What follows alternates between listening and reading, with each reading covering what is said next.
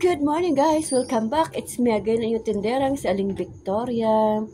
Isa ka ba sa namang problema dahil gawa ng sa lugar nyo marami na kayong sari-sari store, dikit-dikit na ho kayo, at pababa na pababa ang iyong sales? Ay, pakinggan ang tatlong payo ni Aling Victoria, baka sakaling ito ay effective. Which is guys, ginagawa ko lang naman ito sa akin. Kasi kumbaga, syempre alam naman natin sa ating mga sari-sari store meron tayong kakompetensya. Kaya lang, meron akong tatlong idea ng naiisip. Char. May isip ka na Char. So guys, ang pinaka ang pinaka-common talaga is tatlo lang naman.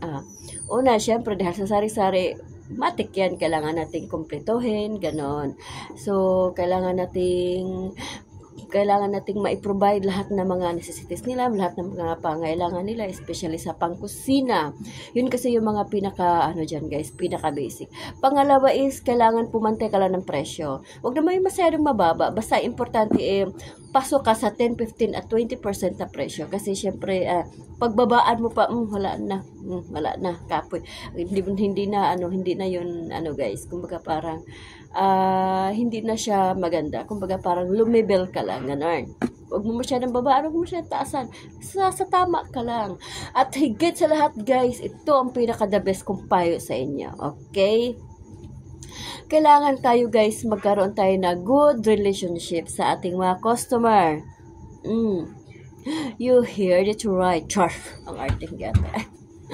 Yes guys, kailangan natin yun. Magkaroon tayo ng magandang communication sa ating customer. Yes, bawal na mataray. Bawal pagantayan ang customer.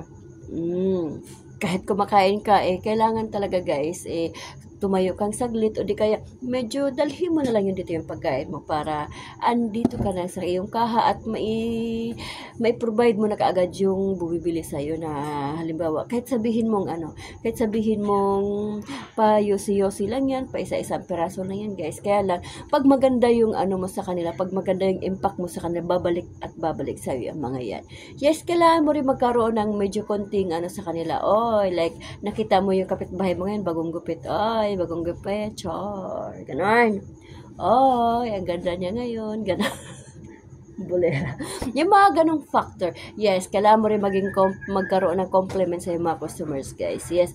At higit sa lahat, guys, hindi mo sila pwedeng pag-aantayin ng matagal. Like, tika lang, kumakain pa ako. Syempre, sa dami yung mga sari-sari store, lilipat at lilipat yan. Ay, busy daw si ate, doon na tayo sa kabila. Ganon. Kasi nangyari sa akin ng hapon, guys, may gusto magpa-load. Nagkataon na lobat ang loader. Oo. So, pag lobat siya, hindi siya agad-agad mai-open. Gawa na. Siyempre, masyadong high-tech yung loader natin.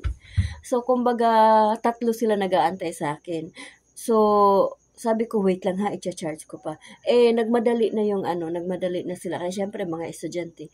So, nagmadali na sila. So, sabi ko, pagpasensyahan nyo na ho, kung nagmamadali kayo, medyo may katagalan mag-open to. Kaya, kumbaga, parang sa na lang muna. Ako na rin nag-suggest guys na sa na lang muna, sa taas na lang muna or kung saan sila pwede magpa-load kasi gawa ng hindi ko ma-open pa. Matagal kasi ito ma-open. Yes, yun. Kumbaga parang naging lesson sa akin yun na syempre kahit paano sayang din yung magpa-load sa'yo ng 150 or 20, ganun. May lamok. Char. So, sayang din kasi yun guys. Kumbaga parang sa na yun is meron ka ng kasi ang tubo ko ng load is dos, depende sa ilo-load nila, yes. Pag medyo konti lang, 2 pesos. Pag medyo abot sila ng 150, 5 mo na yan, guys. Ganun. So, kumbaga parang lesson learned sa akin, kumbaga parang dapat ito lagi naka full charge. Tapos, kumbaga parang wag na wag mo silang pag-aantayin, guys. Kasi lilipat at lilipat ang mga yan. Okay? So, wag na wag tarayan, mga ganong factor ba? Yes. Kumbaga parang, dati kasi nung wala pa akong baby, dito na ako kumakain para kasi hindi na sila magtawag, ganun.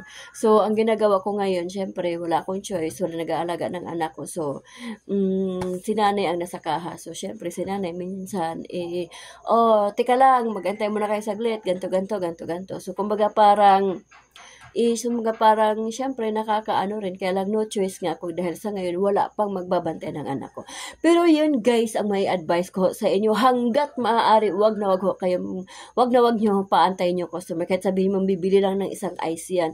At higit sa lahat, pagdating ng tanghali, wag kayo magkuklose around mga 1 o'clock to 3, usually kasi walang ganong tao yan dito sa aming tindahan. Pero kahit gano'n pa, hindi ako nagko-close kasi nangihinayang ako kasi syempre may bibili at bibiyan. Pa isa-isang sigarilyo, pa isa-isang soft drinks, gano'n. Pero guys, sayang yung pa isa-isa na yun. Pag naipon mo yun, marami na yun. Gano'n. So, ayun lang ho ang aking maipayo sa ating video na yun.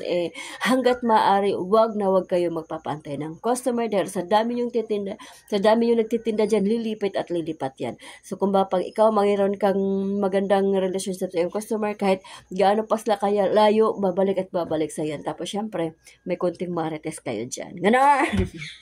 So, ayun na nga guys. Thank you for watching. Yan muna sa ngayon. Bye! Magtitinda na akits, magdi-display na akits habang maaga pa. At walang tao. Sige, bye-bye!